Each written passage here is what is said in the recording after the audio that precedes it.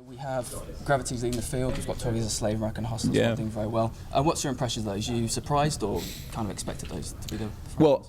I think anyone who's been watching the award season kind of expected 12 Years a Slave to feature significantly because it is such a terrific film. All the bookies are saying it's it's the strongest of the best film contenders. I think Steve McQueen is at the top of his game. It's a historical story, but it's told in a way that is very modern. It's got an extraordinary central performance by Chiwetel Ejiofor. We kind of had a sense of what was going to happen 2 days ago when they had the BAFTA Rising Star nominations, because of course Lupita Nyong'o, who's such a key role in that film, was nominated for Rising Star. Today she's been nominated for a Best Supporting Actress award, so that she goes into it with 2 nominations already.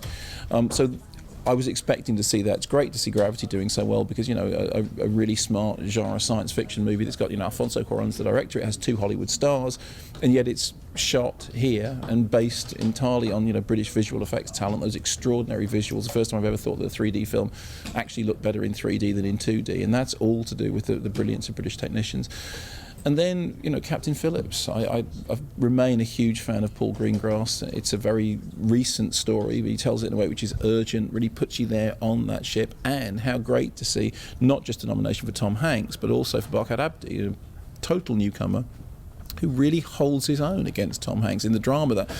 That film is a film about a ship with 2 captains, and one of them is Captain Phillips, Tom Hanks, and the other one is Barkhad Abdi. And Tom Hanks has been round the awards roundelay year in, year out, and here comes this basic newcomer and absolutely holds his own against Tom Hanks. So I think it's very good to see all of those nominated, and the fact that we kind of expected them to be nominated doesn't in any way lessen the thrill that they have been. This time last year we had, I think, people maybe thought Anne Hathaway, Daniel Day-Lewis, people like that were dead certs almost. Yeah. Everything. Do you think this year's a bit more open? Because it seems a little bit, maybe from what I think, it's harder to call who's going to win these. No, I think you're absolutely right. I think it is harder to call. I mean, I remember very clearly last year when when Anne Hathaway was nominated, people were just going, "Yep, there we go, fine." Well, this year it is a much harder fight in all the significant categories. I mean, if you look at Best Actor, it's Tom Hanks or Chiwetel Ejiofor.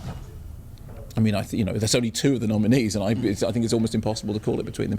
If you get into the Best Actress category, Sandra Bullock, that performance is extraordinary, particularly when you understand what she went through technically. But Emma Thompson, in Saving Mr. Banks, it's this wonderful performance as P.L. Travers, somebody who had an incredibly difficult and brittle relationship with Walt Disney, and so she managed to make it sympathetic and funny and charming, but also believable and sincere.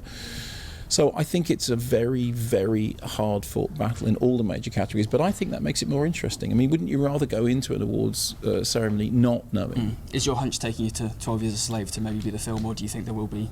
My hunch is, yeah. I mean, partly because I thought it was extraordinary. I just thought it was a great piece of work. I'm a great admirer of Steve McQueen's anyway, and certainly when you look at the way that he's developed from Turner Prize-winning artwork he did, then making feature films, making Hunger and Shame, which in many ways are very, very different films, but have certain ideas that kind of recur again and again. I mean, he's an artist working in film who understands what cinema is about.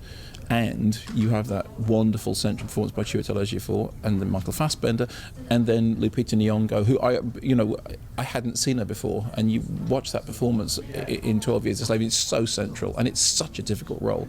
And she does it so perfectly. As I said, she's got 2 nominations, both for Supporting Actress and for the BAFTA Rising Star, which in itself is a tough fought category. But I would like to see her walk away with at least one of those awards.